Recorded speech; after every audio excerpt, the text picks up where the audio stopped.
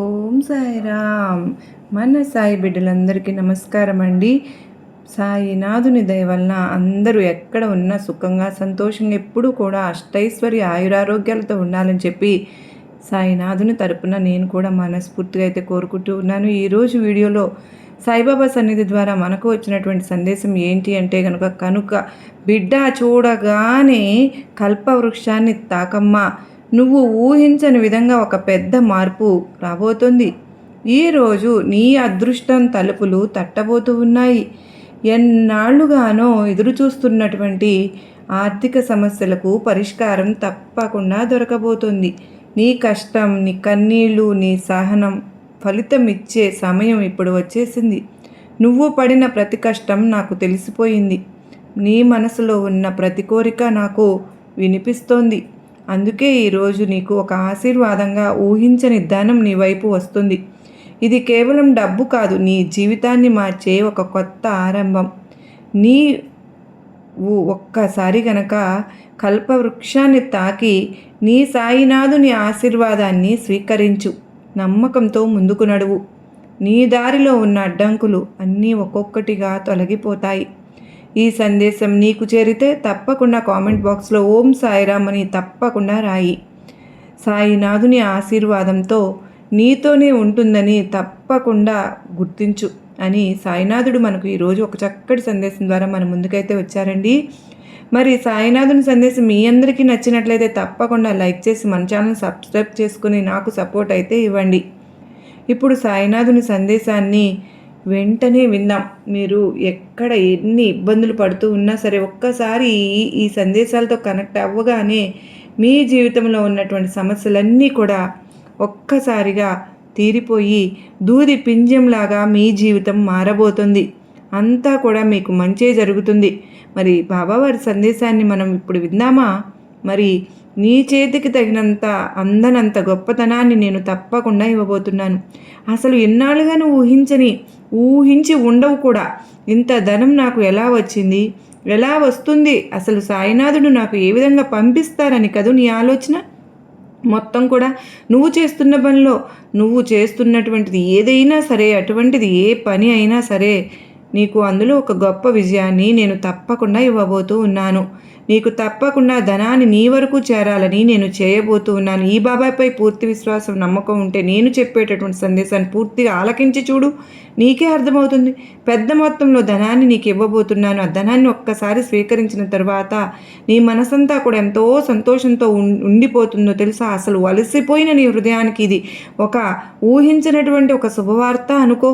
నీ ఎన్నాళ్ళుగానో బాధపడిపోతూ సతమతమైపోతూ ఉన్నావు. నువ్వు ఎవరైతే నీ మనసును అర్థం చేసుకోలేకపోతున్నారో, అలాగే బంగారం లాంటి నీ మనస్తత్వం గురించి ఎవరైతే నిన్ను ప్రతిరోజు ఎత్తిపొడుస్తూ నిన్ను అగౌరవపరుస్తూ ఉన్నారో వారి గురించి కూడా నాకు అంతా బాగా తెలుసు.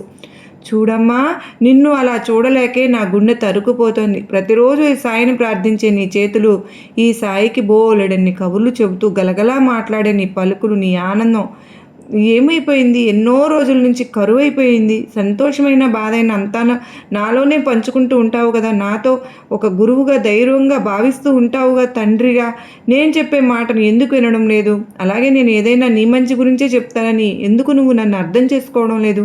అది కూడా నీ జీవితం పట్ల నాకు ఉన్నటువంటి బాధ్యతతో అంత లోనే నిన్నే చూసుకుంటూ నిన్ను జాగ్రత్తగా నడిపిస్తూ వస్తూ ఉన్నాను. జీవితంలో తప్పులు ఏ మానవులైనా చేస్తారు, అది మానవ సహజం. తప్పు చేయనటువంటి వారు ఈ లోకంలో ఎవరూ లేరు. కానీ చేసిన తప్పును మన్నించమని నీ ఇష్టదైవం వద్ద నువ్వు మనస్ఫూర్తిగా ప్రార్థన చేస్తుంటావు చూడు. నీ తప్పును మన్నించమని వేడుకో చాలు. ఎందుకు అంతకు మించినటువంటివి నువ్వేమీ చేయాల్సిన పని లేదు. నీ మనసుకు గాయం గురించి నువ్వు అదే పనిగా ఆలోచిస్తూ నిన్ను అడుగడుగున నేను కాపాడుకుంటూ వస్తూ ఉన్నాను. నేను కూడా నీకు బాగా తెలుసు. అయినా కూడా ఒక తెలియనటువంటి భయం నిన్ను మనశ్శాంతి లేకుండా చేస్తోంది. ఒకటైతే నిజం, నీ మనసును ఎవరు అర్థం చేసుకోలేకపోయినా, ఎవరు నీకు సరైనటువంటి విలువను గుర్తింపు ఇవ్వలేకపోయినా నువ్వు మాత్రం బాధపడాల్సిన పని లేదు. నేను నీకు ఎప్పుడు అండగా ఉంటాను అనే విషయాన్ని నువ్వు మరచిపోవద్దు. నీకు ఎలాంటి హాని కలగదు. ఎందుకు అంటే ఈ బాబా ఎప్పుడు నీకు తోడుంటానుగా. నేను బాధ్యతగా నిన్ను దగ్గరుండి చూసుకుంటానుగా. నేను తీసుకున్నాను. నీకెందుకు భయం చెప్పు?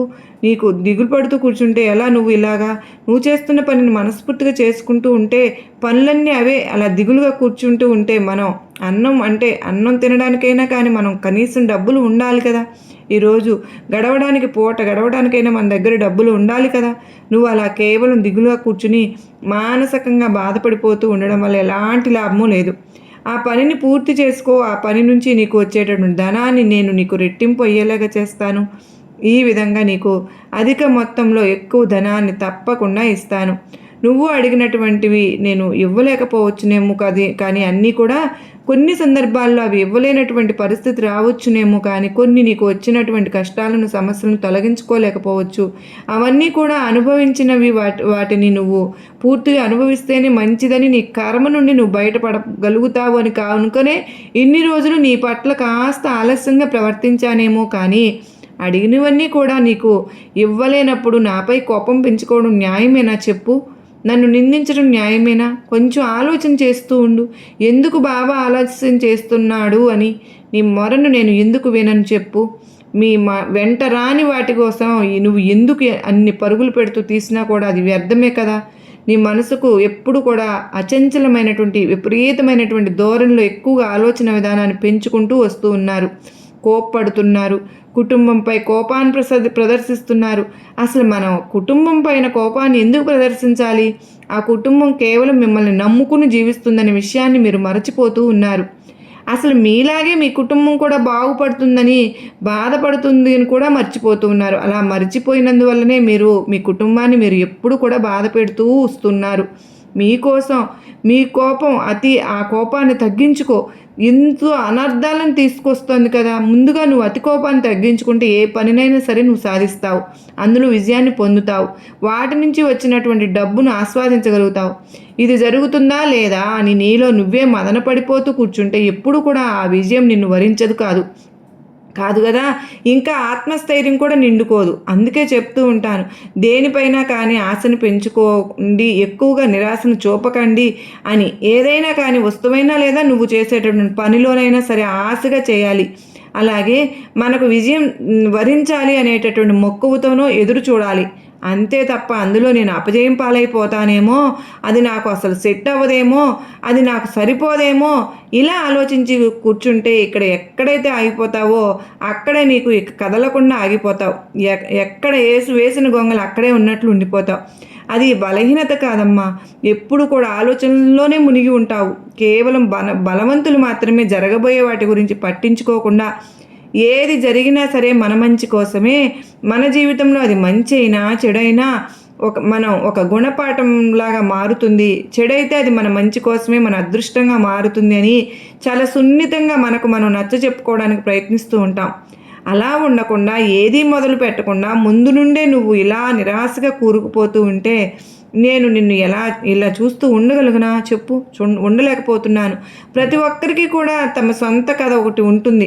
తమ గురించి అలాగే బలహీనమైనటువంటి క్షణాల గురించి, బలహీనమైనటువంటి రోజుల గురించి, గతం గురించి పూర్తిగా ఆలోచించడం ఎప్పుడైతే మానేస్తారో అప్పుడే నీకు రేపటి గురించి జీవితంలో రాబోయేటటువంటి మంచి రోజులకు స్వాగతం అనేది పలికేందుకు సిద్ధంగా కూడా ఉన్నట్లు. నీకు మనసుకు తప్పకుండా గాయం చేశారని కొంతమంది మనుషులను దూరం చేసుకున్నావు. అలా కొంతమంది మనుషులను దూరం చేసుకోవడం వల్ల ఇప్పుడు నీకు ఉన్నటువంటి సమస్య పరిష్కారం అయ్యిందా? దానికి తగినటువంటి పరిష్కారం నీకు లభించిందా? లేదు కదా. ఎటువంటి పరిస్థితుల్లోనైనా మనతో కఠినంగా వారు మాట్లాడాల్సి వస్తుందో అర్థం చేసుకోవాలి. కానీ 100కి 99 మంది 99 సమస్యలు కూడా వీటి వల్లనే తీరిపోయినట్లుగా భావించాలి. వారు అసలు మన పట్ల ఎందుకు మాట్లాడారో మనం అర్థం చేసుకోవాలిగా. ముందు వాళ్ళ గురించి వదిలేయి, గతం గురించి కూడా వదిలేయి, నిన్ను గురించి నువ్వు చేసుకున్నటువంటి వారి గురించి పూర్తిగా వదిలేయి.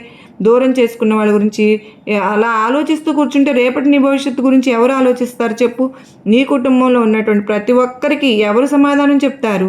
వారు ఎంతో కష్టించి నిన్ను ఎంతో మంచిగా అభివృద్ధి చేసి ఈ స్థాయికి వచ్చింది ఎవరు? నువ్వు చెప్పు. ఇలా నిరాశలో కూరుకుపోయి ఎప్పుడు కూడా వారు చూస్తూ ఉండడానికా? లేనిపోని కోపాన్ని కూడా నీ ఇంట్లో వారిపై ప్రదర్శిస్తూ వస్తున్నావు. దేనికోసమైతే ఇలా కొంతమందిని నువ్వు నమ్మి మోసపోయి చివరికి అదంతా కూడా కేవలం నీ కుటుంబంలో ఉన్నటువంటి వారిపై చూపించడం అసలు మంచి పని కానే కాదు. నీ మనసుకు గాయం చేసిన వారిని దూరం చేసుకున్నావు కదా, ఇక వారు కూడా దూరం అయిపోయారు. అంతటితో పరిష్కారం కూడా అయిపోయిందని అనుకో. అంతటితో వారిని నీకు ఉన్నటువంటి బంధం కూడా తెగిపోయిందని అనుకో. లేదంటే నీ జీవితంలో వారితో నీకు మరలా ముడిపడి ఉంటే తప్పకుండా ఏదో ఒక రోజు నీకు దగ్గర అవుతారని అనుకో. అంతే తప్ప అలా జరిగిపోయినటువంటి గతం గురించి ఆలోచించుకుంటూ రేపటి నీ భవిష్యత్తు గురించి ఇప్పటి నుండి వ్యర్థం చేసుకోవద్దు. అసలు గతం గురించి ఎక్కువగా ఆలోచించవద్దు. ఎందుకో తెలుసా, గతం గతః అని అనుకోవాలి. కానీ ఎప్పుడు కూడా అలా గతాన్ని గుర్తు చేసుకుని ఇబ్బంది పడిపోతూ ఉంటే ఎలా చెప్పు? మరి గతాన్ని గుర్తు చేసుకోవడం అంటే, మన పాత జ్ఞాపకాలను గుర్తు చేసుకోవడం అంటే మనం బాధపడవలసి వస్తుంది. ఎక్కడో లేనటువంటి అనుమానాలు, ఎప్పుడూ కూడా అపనమ్మకాలు, అది జరుగుతుందా లేదా అనేటటువంటి అపోహ నీలో నిండిపోయి ఉంటుంది. ముందు నువ్వు వణకటం మానితేనే ఆ సమస్యలన్నీ తీరిపోతాయి కదా. ఆ సమస్య గొప్పది అని చెప్పి నువ్వు అనుకుంటూ ఉంటావు, నీ సంకల్పం గొప్పది అని చెప్పి నేను అంటూ ఉన్నాను. కాకపోతే కాస్త సున్నితమైనటువంటి మనస్కుడివి కదా, అందుకే కాస్త భయాందోళనకు ఎప్పుడు కూడా గురి అవుతూ వస్తున్నావు. ఏమీ భయం లేదు, దేనికి భయపడాల్సిన అవసరం పడలేదు. నీకు నీ సాయి కొండంత ధైర్యంగా నీ దగ్గర నిలబడి ఉన్నాను. కెరటాలే లేనటువంటి సముద్రాన్ని కానీ, కష్టాలే లేనటువంటి జీవితాన్ని కానీ ఎక్కడైనా చూసావా నువ్వు? ఎక్కడా ఉండదు. జీవితం ఒక సమరం, దానిని నువ్వు తప్పకుండా జయించే తీరాలి. జీవితం ఒక ధ్యేయం, దానిని నువ్వు తప్పకుండా సాధించి తీరాలి. ఎవరికైనా సరే కానీ, ఎలాంటి సమస్య ఉన్నా కానీ, లేదంటే ఎలాంటి పరిష్కారమే లేనటువంటి కొన్ని బాధలు ఉన్నా కానీ, కోరికలు ఉన్నా, వీటి కోసం కన్నీరు కారుస్తూ ఉండటం మంచిది కదా. అప్పుడు ఆ కన్నీరు ఆపుకోవడం కష్టం కాదేమో అని కానీ మనసులో నువ్వు అనుకున్నా సరే, ఆ బాధలు సమస్యలకు దూరంగా ఉంటేనే వీటన్నిటిని ఆపుకొని ధైర్యంగా నిలబడి వాటి గురించి ఆలోచిస్తూ కూడా పైకి మాత్రం నవ్వుతూ జీవిస్తూ ఉంటారు. చూడు, అది నిజంగా చాలా కష్టమైనటువంటి పని. ఇప్పుడు ప్రస్తుతం నువ్వు చేస్తుంది కూడా అదే. ఒక్క నిమిషంలో ఎవరికీ కూడా జీవితం అనేది ఏదీ మారదు. కానీ ఆ ఒక్క నిమిషం కనుక నువ్వు ఆలోచించి తీసుకునే నిర్ణయం ఉంటుంది చూడు, నీ జీవితాన్ని తప్పకుండా మార్చేస్తుంది.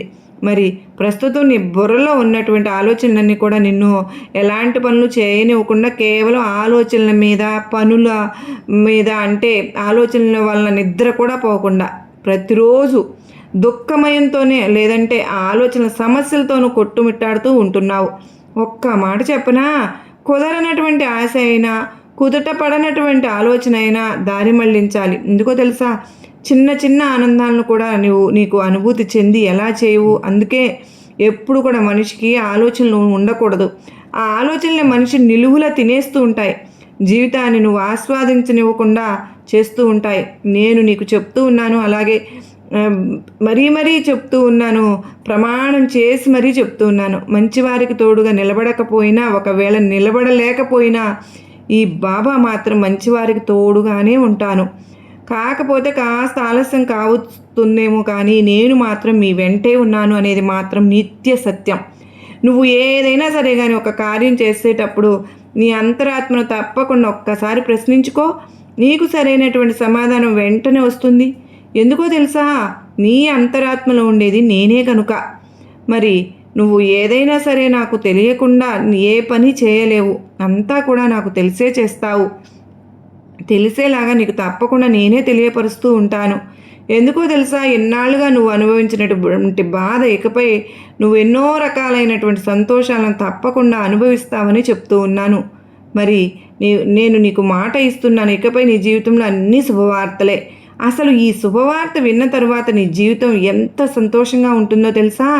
అసలు బాబా నాకు ఇలాంటి శుభవార్తను అందించినందుకు మీకు ఎన్నాళ్ళుగానో మీరు కావాలనుకుంటున్నటువంటి ఆ శుభవార్త, ఆ వార్త విని నువ్వు జీవితంలో చాలా సంతోషంగా ఉండగలుగుతున్నావు. ఈరోజు ఈ శుభవార్తలు తప్పకుండా ఆనందంగా జీవితాన్ని సంతోషంగా ఆస్వాదిస్తావు.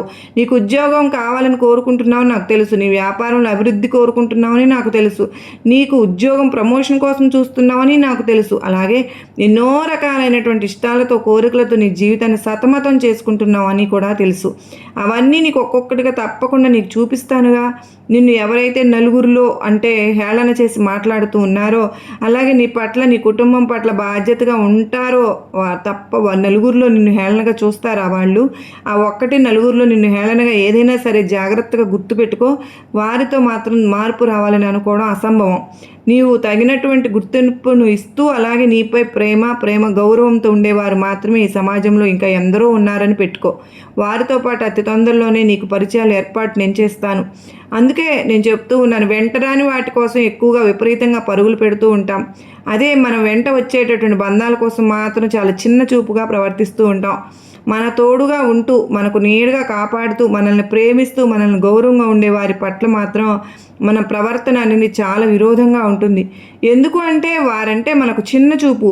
ఎవరైతే మనల్ని అగౌరవపరుస్తూ మనల్ని దూరం పెడుతూ ఉంటారో వారిపై మాత్రమే మన మనసంతా కూడా స్థిరంగా ఉంటుంది. వారి కోసం, వారిలో వచ్చే మార్పు కోసం ఎదురు చూస్తూ నిన్ను నువ్వు కష్టపెట్టుకుంటూ ఇలా ప్రతిరోజు కూడా దుఃఖిస్తూ ఉండడంలో అర్థం లేదు కదా.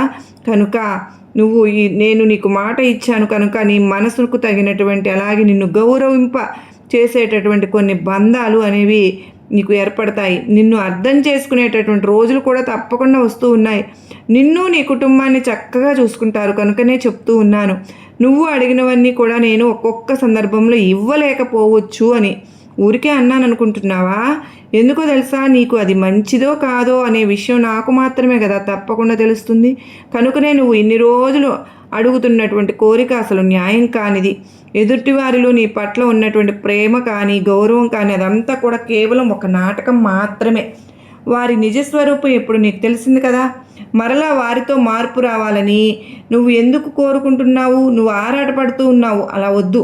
ఒకవేళ పైకి వారు మంచిగా మారినట్లు కనిపించినా మాత్రం జీవితంలో అంటే రాబోయే రోజుల్లో మరలా వారి యొక్క అసలు స్వరూపం అనేది నువ్వు తట్టుకోలేవు చూసి. కనుకనే ఇంతవరకు ముగింపు పలుకు. మరలా సంతోషంగా మునుపటిలాగా నీ జీవితాన్ని ప్రారంభించు. అన్నీ మర్చిపో.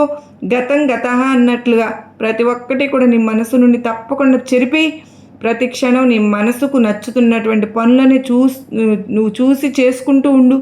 అలాగే నీకు ఏదైతే బాగా మనసుకు నచ్చుతుందో, నీ మనసుకు ఏదైతే చేయాలని అనిపిస్తూ ఉంటుందో అది మాత్రమే చెయ్యి. ఒకరు అది చేస్తున్నారు నేను కూడా అది చేయాలి అనుకునేటటువంటి తొందరపాటు నిర్ణయాలు మాత్రం తీసుకునే వద్దు. ఎవరిపై కూడా అనవసరంగా మాట కానీ చెయ్యి కానీ చేసుకునేటటువంటి మనస్తత్వం కలవాడివి అంతకన్నా కాదు నువ్వు.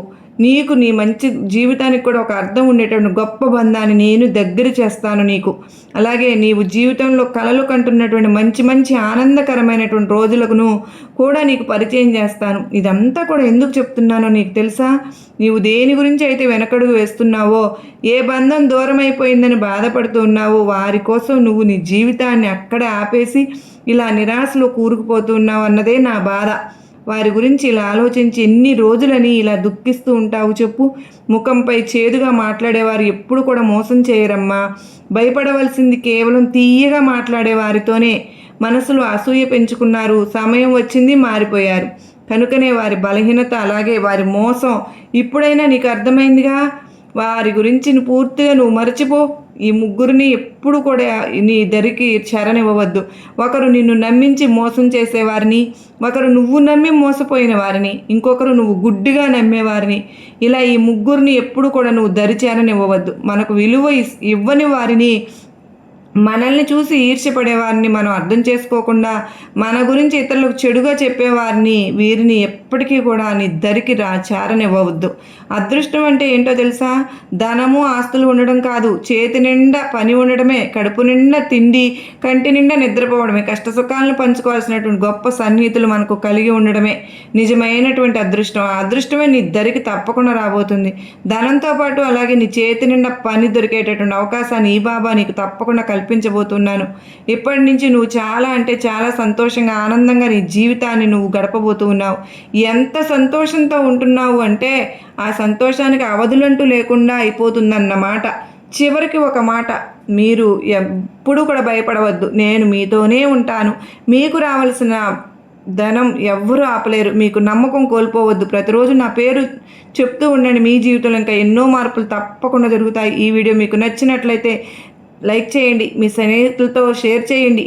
ఇలాంటి సాయినాథుని సందేశం ఉండాలంటే తప్పకుండా సాయిబాబా సన్నిధి ఛానల్ సబ్స్క్రైబ్ చేసుకోండి. ముఖ్యంగా కామెంట్ బాక్స్లో ఓం సాయిరామ్ అని రాయడం మాత్రం మర్చిపోవద్దు ఫ్రెండ్స్.